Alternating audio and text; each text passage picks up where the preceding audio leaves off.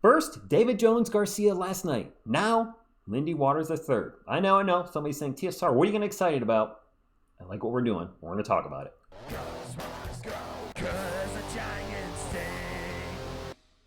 What is up, San Antonio Spurs fans? Welcome to TSR Sports. Hope you're having a great day. And the Spurs now have one roster spot left after they signed former Thunder, Warrior, Piston, Lindy Waters III to a one-year contract. I'm going to get into this article from Sports Illustrated. Then I'm going to give my thoughts on the move and what the Spurs have been doing collectively in the offseason. The San Antonio Spurs have not had as exciting an offseason as many people were expecting.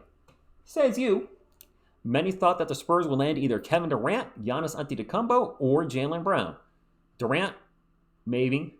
Giannis, probably not. Jaylen, no chance. That his contract is huge at the last few years. Did not see that happening.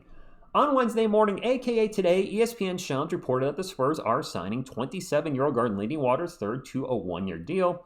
There's Shams' Twitter right there. Don't know the amount of the contract, but I assume it's going to be between $3 and $5 million. Under, I believe, the MLE. Waters III, a four-year NBA veteran, is coming off a 14-game tenure with the Detroit Pistons, where he averaged 3.4 points per game and shot an efficient 40% from three-point range, and, of course, played with the Thunder and the Warriors.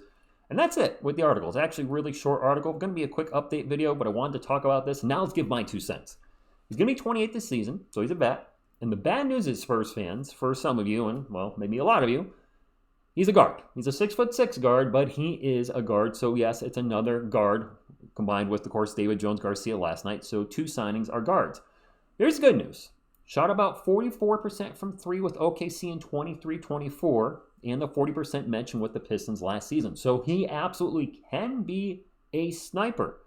And he has played with some really good players, Steph Curry and SGA. Now, looking at his basketball reference history, there's a lot of missed games. I don't know if that's for time or just because he was deep on the bench. But overall, I actually do like this signing. And why do I like it? What do we need going into this offseason, Spurs?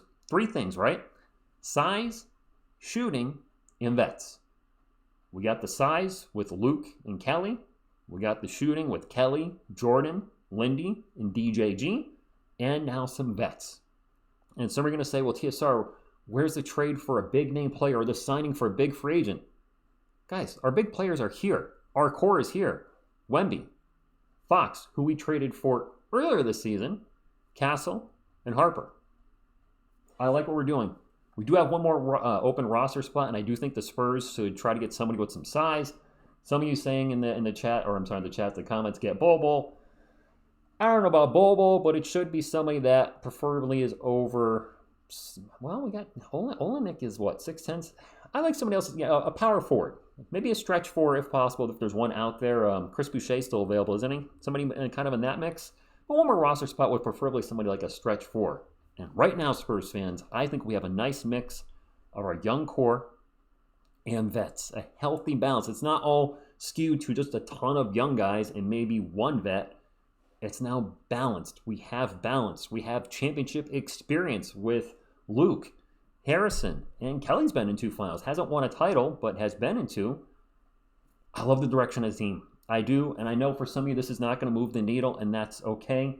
This is reminding me of what the Spurs did back in the day, the championship years, where you had the big 3, and then you just kept bringing vets in and out and surrounding with vets that could just plug in pieces and just connect the dots, if you will. I love the direction of the team. We have more roster spot, and I'm very curious to see what they do. But Lindy Waters, welcome to the San Antonio Spurs. Hope you don't disappoint, and I do like the move. I do. Is it a slam dunk signing? Depends on your perspective, but I think this offseason's been a slam dunk.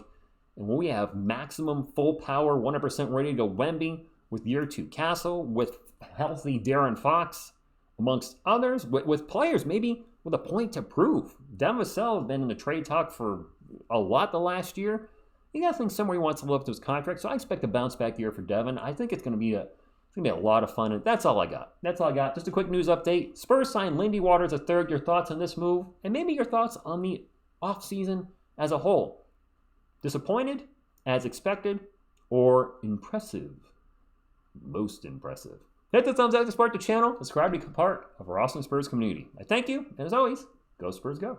Go Spurs go.